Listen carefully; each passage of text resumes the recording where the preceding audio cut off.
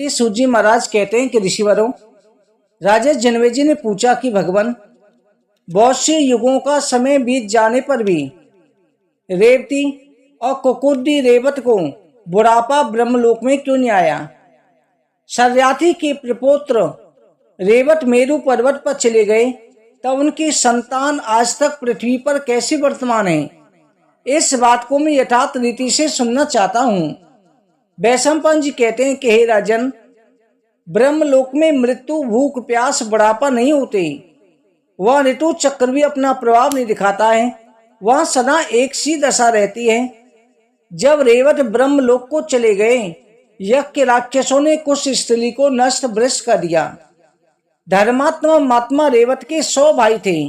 वो राक्षसों से हारे नहीं, परंतु राक्षसों के बार बार आक्रमण करने के कारण अनेक दिशाओं में भाग गए। उनके 100 भाई जब भाग गए, तब उस कुल के अनेक क्षत्रिय भी राक्षसों के वैसे भाग करके जहाँ तहाँ बस गए।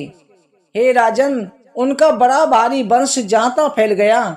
उनके वंश में सभी धार्मिक क्षत्रिय कहलाए, शर्याती नाम से प्रसिद्ध हुए।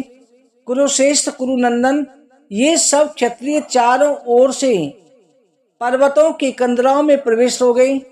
नबाग और अरिष्ट के पुत्र थे। दोनों वैश्य होकर के भी पुनः ब्राह्मणत्व को प्राप्त हुए, ब्राह्मण बन गए। कुरुष के कारुष नामक युद्ध दुर्मत क्षत्रिय उत्पन्न हुए।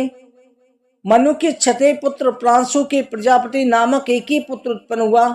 गुरु की गौ को मारने के कारण अनजाने में हत्या हो गई, इसलिए सड़क जो है सूतत्र को प्राप्त हो गया। हे राजन, यहाँ पर बेबस मनु के 9 पुत्रों का मैंने वर्णन किया। मनु के छींकने से इक्ष्वाकु नामक पुत्र की उत्पत्ति हुई। इक्ष्वाकु के 100 पुत्र हुए। वो सब के सब बड़े धर्मात्मा थे। उनमें सबसे बड़ा विकुक्षी था। विकुक्षी, जिसका विशाल हृदय होने के कारण सर्वदा अयोध्य था, उसका सामना कोई भी योद्धा नहीं कर सकता था। वही परम धार्मिक राजा विकुक्षी अयोध्या का स्वामी हुआ। उसने सुकनी आज 50 पुत्र उत्पन्न हुए। उत्तरापथ देश में रहकर देश की रक्षा करते। हे राजन, उसके ससाद आज 48 पुत्र दक्षिण दिशा में रहकर दक्षिण दिशा की रक्षा करते। महाबली चाकू ने अस्कर साध के लिए विकुक्षी को आज्ञा दी थी कि तू कंद विशेष लेके आ। तो उसी समय विकुक्षी जो साध के लिए कंद विशेष लाला पहले स्वयं खा लिया, इसलिए उसे घर से निकाल दिया और उसे त्याग दिया गया। इक्ष्वाकु के मरने पर ससाद नगर में आया। राजा राज्य का स्वामी बनकर राज्य करने लगा। ससाद के कुकुस्त नाम वाला पुत्र उत्पन्न हुआ, जो पहले देवासुर संग्राम में इंद्र ने स्मरण किया था। उस समय उसने इंद्र को बैल बना करके उसकी पीठ पर बैठ करके असुरों को जीता था, इसलिए उसका नाम कुकुस्त हुआ। कुकुस्त की अनेना नामक पुत्र हुआ। अनेना का पुत्र पृथु हुआ। ये पृथु दूसरा था। पृथु के वितराष्ट्र के आर्द नामक पुत्र उत्पन्न हुआ।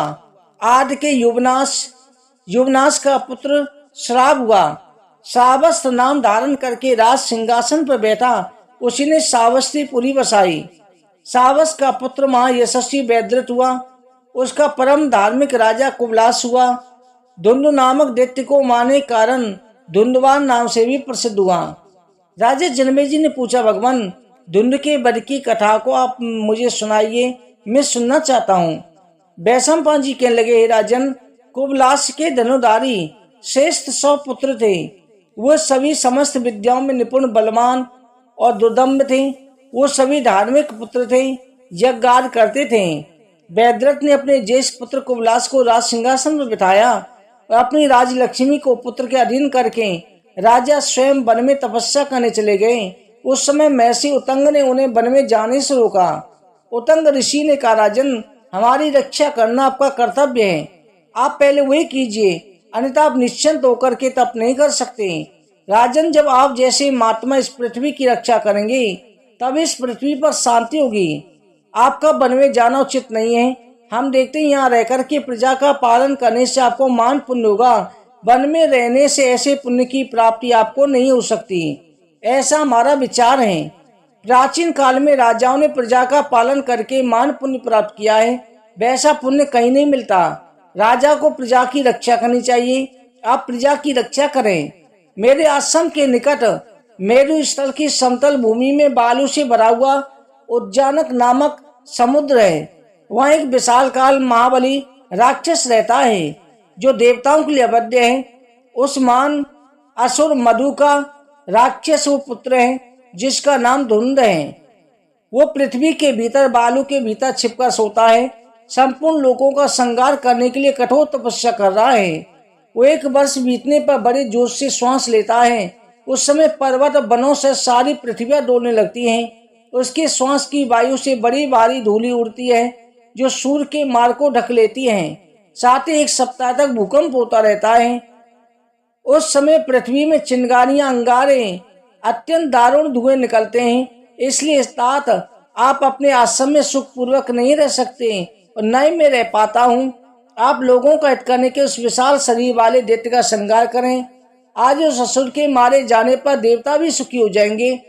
एक आप ही उसका वध कर सकते हैं, क्योंकि राजन भगवान विष्णु ने पहले समय मुझे एक वरदान दिया है।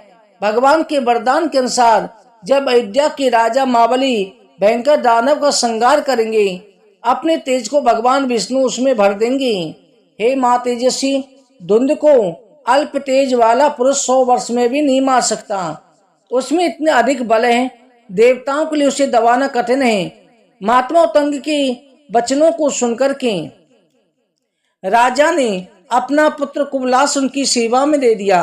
वैदरथ ने कहा, भगवान मैंने शस्त्र त्याग दिए हैं, किंतु मेरा पुत्र आपको समर्पित है, ये अवश्य धुंधमार होगा।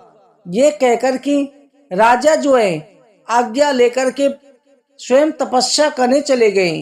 तब राजा कुबलास अपने 100 पुत्र और उतंग ऋषि को साथ में लेकर धुंध को दंड देने के लिए चल पड़े। उस समय भगवान विष्णु उतंग ऋषि की प्रेरणा से लोगों का हित करने के लिए अपने तेज रूप उस राजा के शरीर में प्रविष्ट हो गए। उस समय दुर्गस राजा के प्रस्थान करने पर आकाश से गंभीर आकाशवाणी हुई कि श्रीमान राजन, आप अवध्य हैं। आज आपके हाथ से धुंध का अवश्य मृत्यु होगी। तदनंतर देवताओं की धुंधुबियां बजने लगी। चारों ओर से दिव्य पुष्पों की वर्षा होने लगी। विजय पालन करने में और विजय प्राप्त करने के लिए उत्सुक राजा जब अपने 100 पुत्रों के साथ वहां पहुंच करके रेत के समुद्र को खुदवाने लगे। उस समय नारायण के तेज से पुष्ट होने के कारण अधिक तेजस्वी हो गई। रात्रि खोते हुए कुबलास के पुत्रों ने बालू के भीतर छिपे हुए धुंध का पता लगा लिया। वह पश्चिम दिशा को घेर कर पड़ा था। धुंध अपने मुख से आग और संपूर्ण लोगों का संहार करता हुआ जल के स्रोत बहाने लगा। जैसे चंद्रमा के उदय काल में समुद्र में ज्वार आता है, उसकी उतार तरंगे बढ़ने लगी।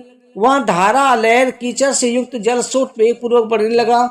उस राक्षस ने कुबलास के 100 पुत्रों में 3 को छोड़कर सभी को अपनी मुखाग्नि से जलाकर भस्म कर दिया।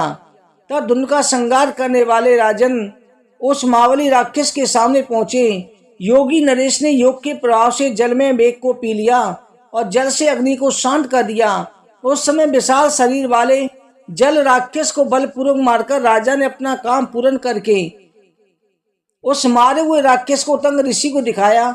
उस समय उतंग ने महात्मा राजा को वरदान दिया कि आपके पास अक्षय धन रहेगा, शत्रुओं से आप कभी पराजित नहीं होंगे, धर्म में आपकी श्रद्धा श्रद्धा बनी रहेगी, अनंत काल तक स्वर्ग में स्वामी रहेंगे। इसके साथ में आपके जो पुत्र धुंध के द्वारा मारे गए हैं, उन सभी पुत्रों को स्वर्ग प्राप्त होगा। पुनर्वसु महापुराण की जय।